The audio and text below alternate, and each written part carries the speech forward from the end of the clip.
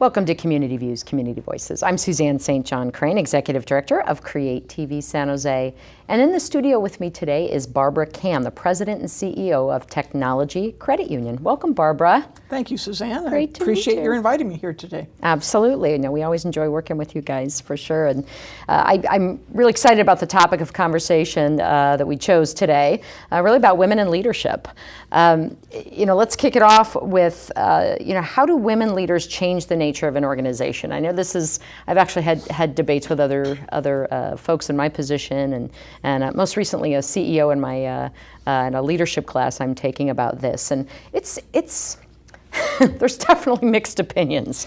There definitely What's yours? are, and I hate to stereotype women as having different leadership styles than men, but they do seem to bring something different to organizations. For one thing, they respect people, and they understand that people are necessary, so their employees it's necessary that they be engaged, so that if they're engaged, the customers will be engaged, the business will do better. And so we at TechCU do a lot of work around engagement to ensure that we're working with people who are helping our customers in an engaged way. Sure. Another thing we like to try and do is have a very open and collaborative organization. So rather than having very strict silos and a lot of political turf, we try to open that up and make sure that stakeholders from across the organization are brought in whenever we're dealing with issues. Right, it's part of your culture. Absolutely. You can feel it through from top down, right? Yes. That's great. As one of the few women CEOs in Silicon Valley, how do we create that culture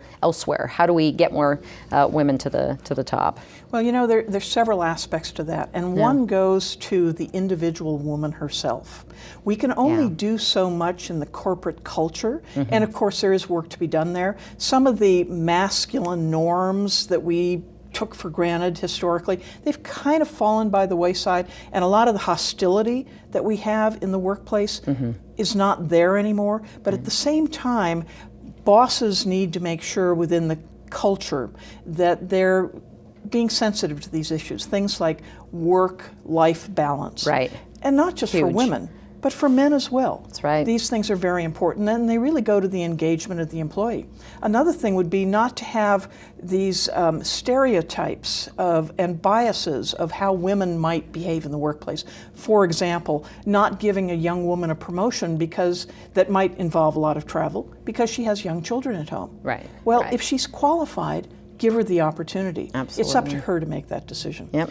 So that's the cultural environment. And then you have the individual woman, and that woman has to, as Sheryl Sandberg has said, she has to lean in. She has to get involved in the equation. Right. She has to make sure that she is, to use a masculine norm, playing the game appropriately. And so those things are important. Well, I think that the argument too is, how do we reinvent the game, right? Once we get in, we play it and we have a place, how do we change the culture and change what those norms are to be more friendly and engaging and collaborative, right? Well, so there are things that are being done on the outside by groups like Catalyst. Catalyst is trying to work to change the norms in the organization. So it's not just about women, it's about how men and women work together.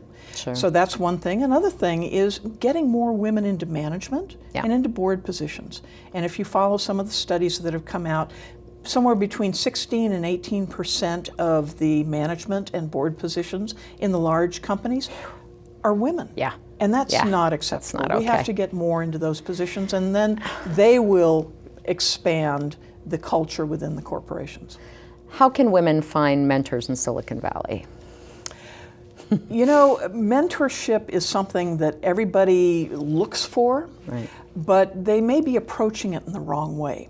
Because it's very awkward to walk up to someone and say, hey, would you be my mentor? The person goes like this and says, whoa, I don't even know you, but let's just have a conversation, let's have a lunch. I think women need to look for those individuals that they consider to be their role models and then observe them and talk to them, but not necessarily say, will you be my mentor?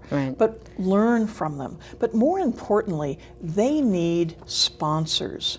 And so these sponsors usually occur within their own organizations, but sometimes are from outside their organization. These sponsors are people that observe how you're doing as an individual and are willing to stand up for you, or willing to say that person deserves a chance, a promotion, a raise, whatever it may happen to be. And the way you get sponsors is by doing your absolute best in everything you do. Yeah, and relationship building. It's all about relationships, right? Yep. Absolutely. Now, what's the role that other Valley companies can take, like TechCU is taking, in trying to help women become leaders?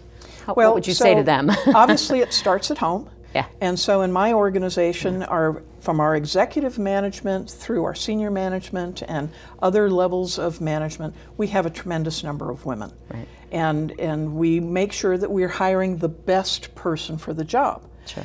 So women can do very well at Technology Credit Union, and we try to make sure that we don't have some of these corporate biases that have been in place for years and years. Right. The other thing we try to do is that as an organization in the community, we try to support those activities that will help women grow. Right. So for example, K through 12 education is one of our big areas of focus, and we particularly focus in STEM education, or now they're calling it STEAM education. Thank you. Throw the arts in there.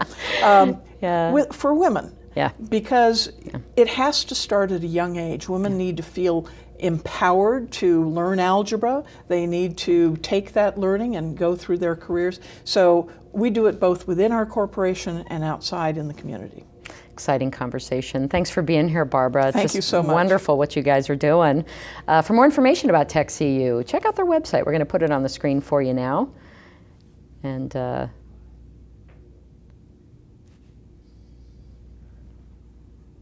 I'm Suzanne St. John with Community Views, Community Voices. Thanks a lot for watching.